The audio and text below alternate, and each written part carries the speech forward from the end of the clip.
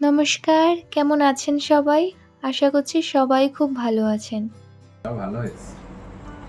আমি প্রথমবার বানালাম পিৎজা। রেসিপিটা আপনাদের বলে দিই। নিয়ে নিয়েছি একটা পিৎজা বেস, যেটা ৩০ টাকা দাম নিয়েছিল আর এর মধ্যে ২ টো বেস ছিল।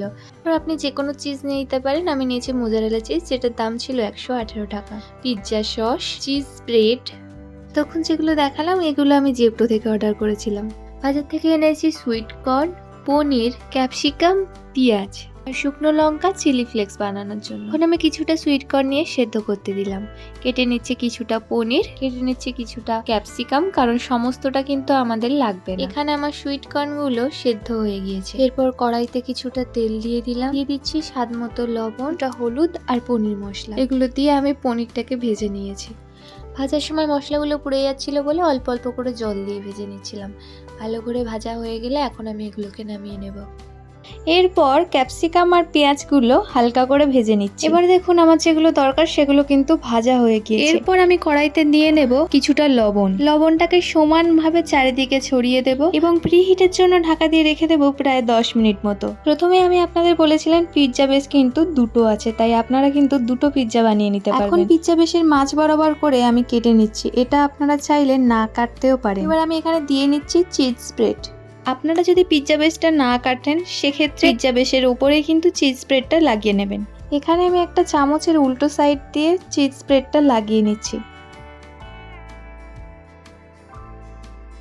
এরপর পিৎজা বেসের কেটে রাখা অপর অংশটি এর উপর দিয়ে দিচ্ছি। এরপর দিয়ে দিয়েছি পিৎজা সস। এই পিৎজা বা পাস্তা সসটি কিন্তু খুব ভালো করে চামচের উল্টো সাইড দিয়ে একইভাবে মাখিয়ে নেব পিৎজা বেসের উপরে। এরপর দিয়ে দিচ্ছি মোজারেলা চিজ। এখানে চিজটা দেখুন অলরেডি গ্রেট করাই আছে। পরে আমি অনেকবার পিৎজা বানিয়েছি। অন্য একটা চিজ অর্ডার দিয়েছিলাম, সেটা কিন্তু গোটা ছিল, গ্রেট করে নিতে হচ্ছিল। এখন আমি ভেজে রাখা পনির, ক্যাপসিকাম ও পেঁয়াজগুলো খুব ভালো করে সাজিয়ে দিচ্ছি।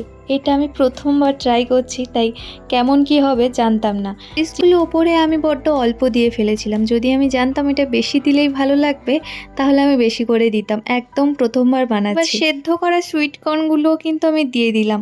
অবশ্যই সুইট কর্নটা আগে দিয়ে তারপর হয়তো চিজটা দিলে বেটার হতো। আমার যেহেতু মাইক্রো ওভেন নেই, আমি কিন্তু ইন্ডাকশানেই করব। এজন্য সেই প্রি হিট করে রাখা লবণটার মধ্যে এবার আমি পিৎজাটাকে বসিয়ে দেব। তার জন্য আগে থেকে একটা প্লেটে কিছুটা তেল মাখিয়ে নিচ্ছি এবং এর মধ্যেই আমি পিৎজাটাকে বসাবো। তখনও কিন্তু জানতাম না আসলেই পিৎজাটা হবে কিনা বা চিজগুলো আদৌ গলবে কিনা। তারপর খুব সাবধানে বসানোর পর আমি এটাকে ঢাকা দিয়ে রেখেছি প্রায় 30 থেকে 40 মিনিট মতো, একদম লো টেম্পারেচারে। এবার জাস্ট ঢাকনাটা খোলার পালা।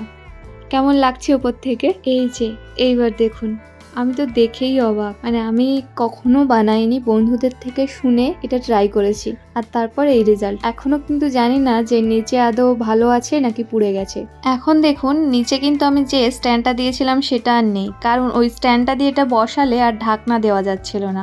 এর কারণে নিচটা কিন্তু অনেকটাই শক্ত হয়ে গিয়েছে, কিন্তু ওই স্ট্যান্ডটা দিয়ে বসালে অবশ্যই নরম হতো। আর একদম প্রথমে যে শুকনো লঙ্কাগুলো আমি ভেজে নিয়েছিলাম সেটাই গুঁড়ো করে দিয়েছি মিক্সিতে করে। আর এখন উপর দিয়ে আমি এটা ছড়িয়ে দিচ্ছি। দেখুন তো দোকানের মতো হয়েছে কিনা। দোকানের মতো হোক বা না হোক, আমি কিন্তু ভীষণ খুশি হয়েছি।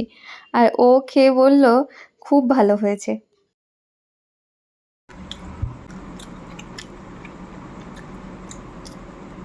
দারুণ টেস্ট। খুব ভালো হয়েছে। মাঝে সাঝে এরকম বানাতে হবে, কিন্তু রাত 11টার সময় বানালে হবে না। প্রথমবার বানিয়েছি, এর আমি নামটা দেবো, নামটা বলে দিচ্ছি। প্রথমবার পিৎজা বানিয়েছি। রাত 11টার সময় ভাত খাওয়া বাদ দিয়ে আমি পিৎজা খাচ্ছি। ক্যামেরার দিকে তাকিয়ে বলো এখানে। তাও ভালো হয়েছে।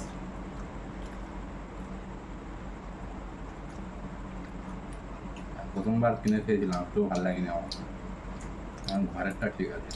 পিৎজা রেসিপিটা কিন্তু আমার ভীষণ সহজ লেগেছে। আগে ভাবতাম পিৎজা জিনিসটা কি না কি, কিন্তু হ্যাঁ সত্যিই যদি পিৎজা বেসটা আমাদের বাড়িতে বানিয়ে রান্না করতে হতো হয়তো অনেকটা প্রবলেম হতো, কিন্তু আমরা যেহেতু অনলাইনে অর্ডার করতে পেরেছি বা বাইরে বাজারে কিনতে পাওয়া যাচ্ছে, তাই এটা কিন্তু খুবই সহজ।